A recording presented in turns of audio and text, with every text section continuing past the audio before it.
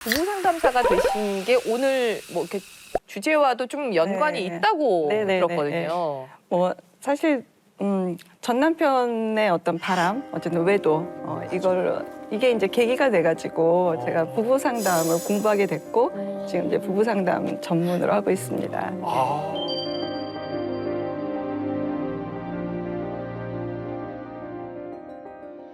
잠깐 말씀을 하셨지만 우리 이지우 마담님이 부부 상담가가 된 이야기를 첫 번째 풀어주신다고 합니다. 저희가 박수로 청해 듣겠습니다. 네.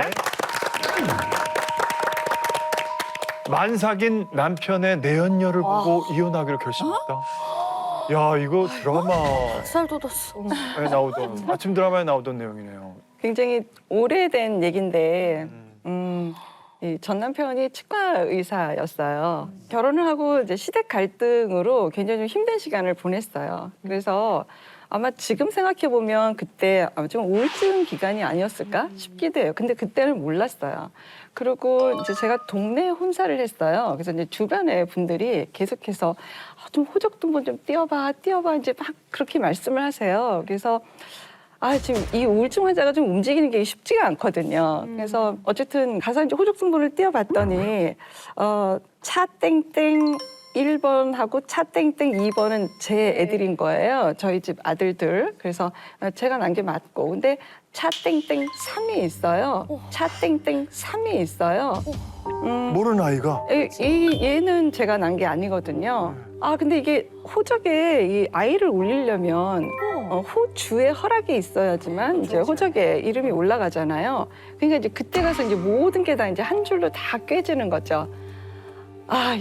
이랬던 거였구나. 이제 그때 이제 알게 된 거죠. 이제까지 좀 이상했던 느낌이 이상했던 모든 것들이. 네, 이게 이제 다 이제 한 줄로 깨지는 거예요. 그래서 뭐 외박은 뭐 밥 먹듯이 하고 뭐 몇 달씩도 안 들어오고 몇 주는 일도 아니고 또 시댁은 여전히 뭐 어르신들 냉정하고 뭐 도도한 건 뭐 이런 말을 할 수가 없고 근데 저는 너무 무기력하고 그냥 전업주부고 어떻게 할 수 있는 게 정말 없었던 것 같아요. 그래서 이거는 제가 못 살겠습니다라고 해서 이제 친정에 갔어요. 친정에 가서는 제가 못 살겠다라고 했더니 원래 상처는 친정에서 더 받는 거예요.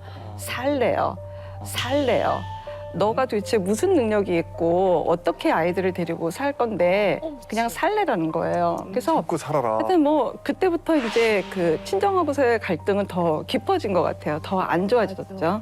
그래서 어쨌든 그 친정에서는 그럴 거면 차신의 집에 애들을 둘 다 주고 너만 와라. 이제 이렇게 또 말씀을 많이 하시죠. 그래서 부모님하고 정말 갈등이 더 심해지고 제가 할 수 있는 건 없고 그렇지만 어쨌든 여차여차 어찌어찌 해서 친정의 도움으로 그래서 이제 소송을 시작을 했어요. 이제 같이 이제 살고 있다는 그 내연녀는 딸을 하나 데리고 이혼한 여자분이더라고요. 그래서 그 내연녀하고 살고 있다는 그 아파트에 경찰관 2분을 이제 모시고 같이 이제 올라갔죠. 그랬더니 저는 당연히 이제 아기가 하나 있는 줄 알았더니 만삭인 거예요. 하나 있는 줄 알았더니 만삭인 거예요. 애가 하나가 더 있는 거예요.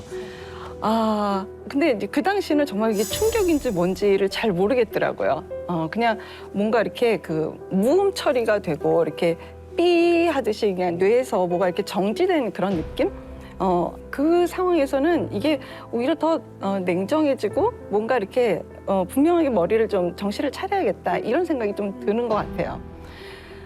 그래서 이제 뭐 경찰서 가고 뭐 이런 처리들을 다 했죠. 그 당시엔 간통죄라는 게 있었으니까. 네. 그 당시에는 간통죄가 남편과 있어서. 같이 있었나요, 그분이? 네. 그래서 이제 다 같이 경찰서로 근데 그 갔고 만나기 전까지는 진짜 만삭일 거라고는 생각 못 하고 전혀 생각을 살고 있겠구나. 근데 전 남편은 지금도 뭐 그때 내연녀랑 같이 이렇게 살고는 있는데 저희 집 아이들 2명의 존재를 아예 무시해요.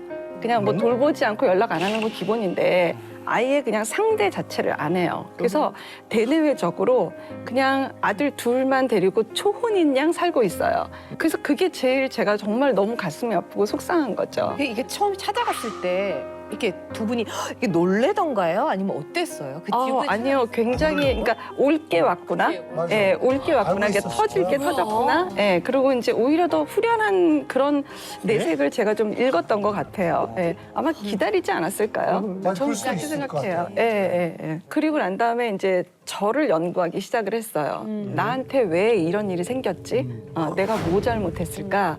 이게 뭘까? 이걸 모르면 제가 죽을 것 같은 거예요. 그래서 그때부터 저를 연구하기 시작을 했고, 뭐 대학원 갔고 공부했고, 그 과정이 참 쉽지는 않았지만 어쩌면 지금쯤은 제가 아주 제가 이혼하고 이런 참 힘든 일을 겪은 거에 대해서 한은 다 푼 것 같아요. 그만큼 많이 부를 받고 뭐 해결도 했고 거기에 대한 한은 지금 제가 다 풀렸는데 다만 이제 아이들에 대한 거는 여전히 남는 것 같아요. 큰애가 생부한테 연락이 안 오지만 우리 큰애가 아빠한테 연락은 하고 그래도 지냈어요.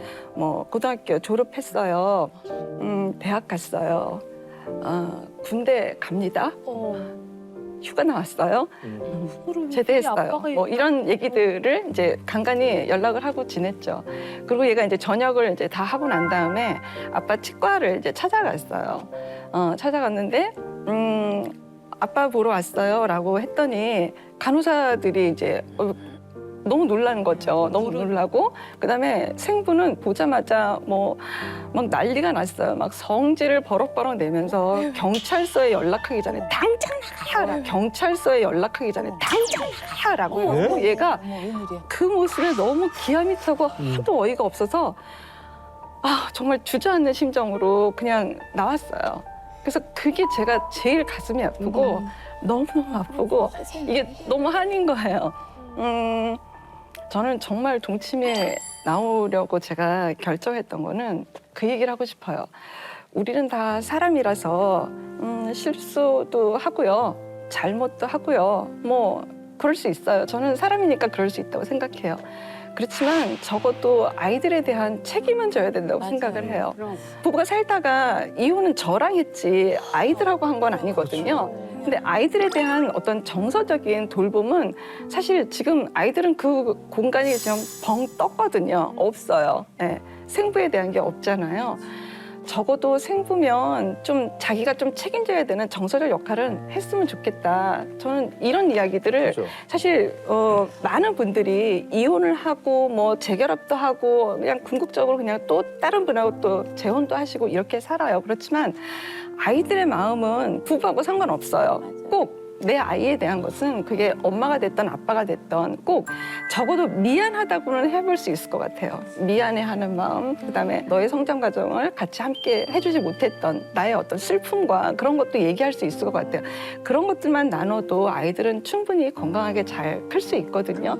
네, 저는 그 얘기를 꼭 드리고 싶습니다. 아유, 어려운 얘기 감사합니다. 아니 그 왜 아드님은 갑자기 프로젝트 홍보는 왜 떼볼라 그랬어요? 주변에서 왜? 그게 있었겠지. 다니는 모습을 반겨서 다른 여자. 계속 말씀을 주시는 거예요. 제가 동네 혼사를 해가지고 다 아는 거예요. 주변에서는. 본인만 모르는 거예요? 네, 어떻게 보면 저만 몰랐죠. 아니 연애를 워낙 오래 하셨다면서요. 저 연애 한 3년 했던 것 같아요. 일반적으로 네. 연애하고 그리고 사실은 좀 이혼도 너무 힘들었어요. 왜냐하면 법정에서 한 3년이 넘었어요. 그때 기간 동안에 뭐 돈이 없잖아요. 생활비 안 오니까. 예, 생활비 안 오지. 애들은 막 크고 있지. 정말 너무너무 힘들었어요. 근데 소송을 3년 동안 했다라는 거는 상대방이 굉장히 악의적인 거고요. 보통은 사람들이 이렇게 양심이라는 게 있어서 본인이 혼외자를 두고 외도를 했다라면 어느 정도 수긍하고 절차를 끝내고 왜냐면 거기도 새로운 가정을 또 꾸며야 되니까. 근데 3년씩이나 이렇게 진을 뺀다라는 건 기본적으로 양심이 없는 거예요. 그런데 정말 답답한 게 좀 아무래도 3년을 연애를 할 동안에 그 사람의 인성이 보이거든요. 근데 그거를 전혀 못 느끼셨다라는 거는 정말 그게 일단 답답했던 거예요. 그래도요, 사람은 좋은 거 안 보여. 안 보이죠. 그렇지 믿고 싶어. 난 아니야. 안 보이고 3년 동안 하면서 그러니까 지금 보인다는 어떤 한민병 선생님이나 그 김용률 선생님은 약간 좀 이성이 강하신 분들. 근데 우리 감성이 많은 사람들은 1도 안 보여. 저도 감성이에요. 감성이에요. 아 이게 저도 감성이에요. 아 이게